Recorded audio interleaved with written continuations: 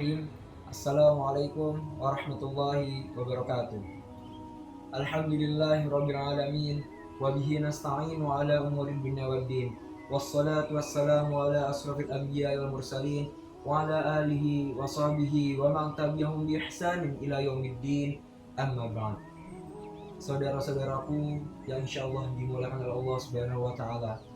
Pertama-tama, marilah kita panjatkan puji syukur kehadirat Allah Subhanahu wa taala yang telah memberikan kita semua nikmat iman, nikmat Islam, nikmat hidayah, nikmat ukhuwah, nikmat kesehatan sehingga kita masih diberikan kesempatan untuk bertemu lagi di bulan yang sangat mulia, di bulan suci Ramadan.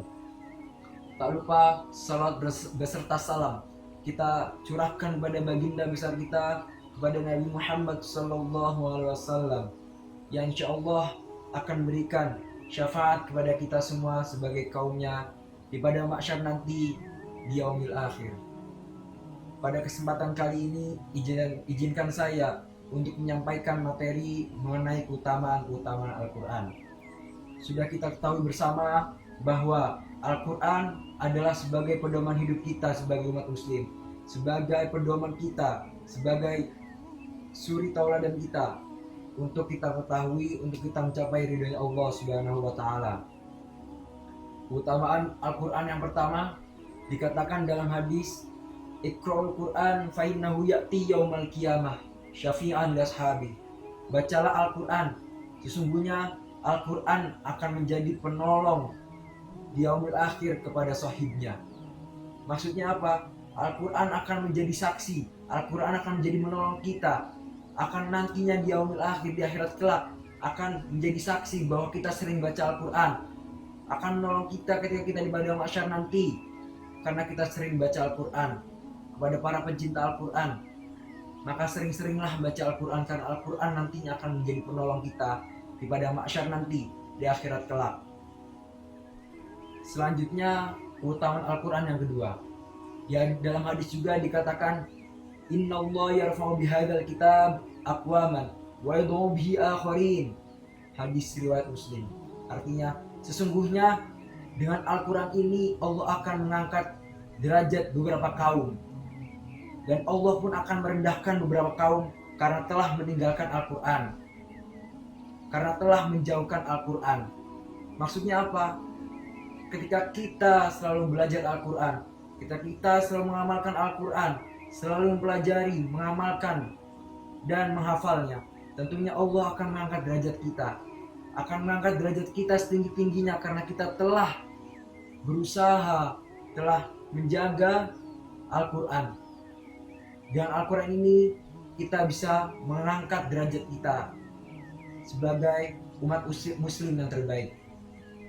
Selanjutnya dalam hadis dikatakan juga, keutamaan yang ketiga adalah alladzi yaqra'ul Qur'an wa huwa mahirun bihi ma'as safiratil kiramin bararah walladzi yaqra'u wa yatata'tahu fihi 'alaihi syakul lahu ajran.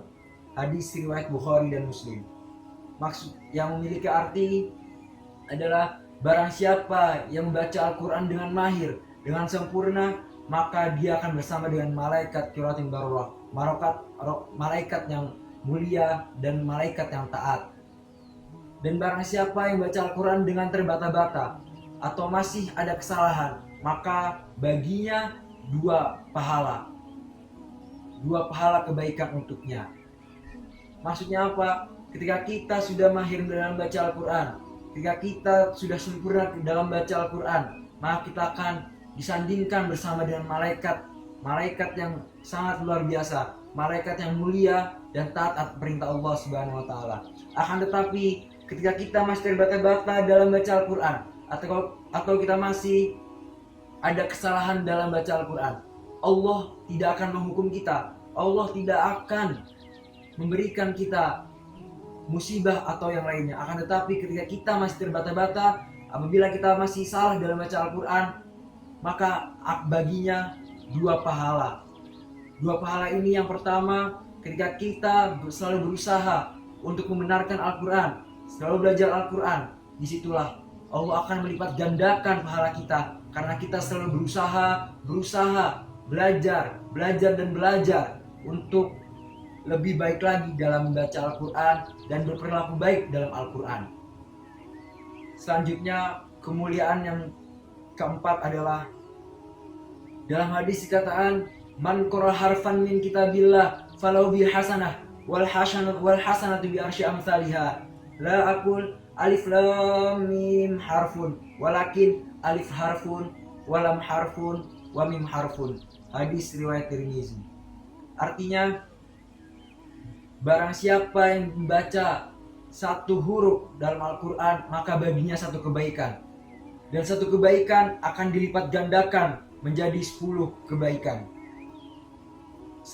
Allah tidak berkata alif lam mim itu adalah satu huruf, melainkan alif satu huruf, lam satu huruf, dan mim satu huruf.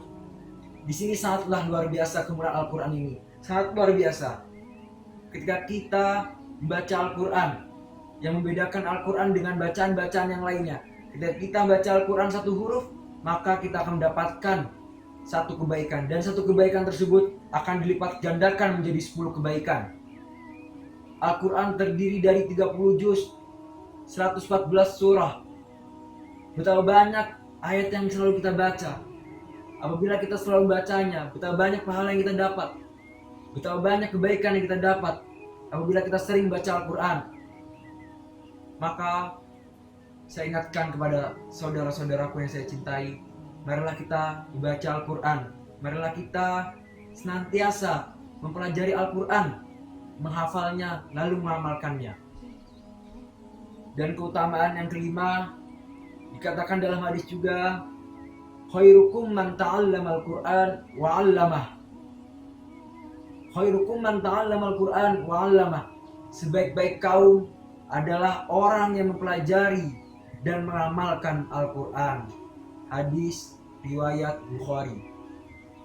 Ketika kita mempelajari Al-Quran, ketika kita mempelajari Al-Quran dengan sebaik-baiknya, dengan sebenar-benarnya, dengan sesungguh-sungguhnya kita mempelajari Al-Quran, janganlah lupa kita mengamalkan apa yang sudah kita dapat. Kita amalkanlah ke orang-orang yang belum mengetahui lebih jauh tentang Al-Quran. Kita amalkan dengan sebaik-baiknya, dengan sebenar-benarnya. Karena ketika kita mengamalkan pelajaran yang sudah kita dapat ketika kita belajar Al-Quran, bisa menjadi penolong kita juga, nanti akhirat kelak. Karena salah satu amalan ketika kita sudah meninggal dan amalan tersebut tidak akan terputus, yaitu adalah shadaqatul jariyah. Shadaqatul jariyah, ilmu yang bermanfaat, dan doa anak yang soleh.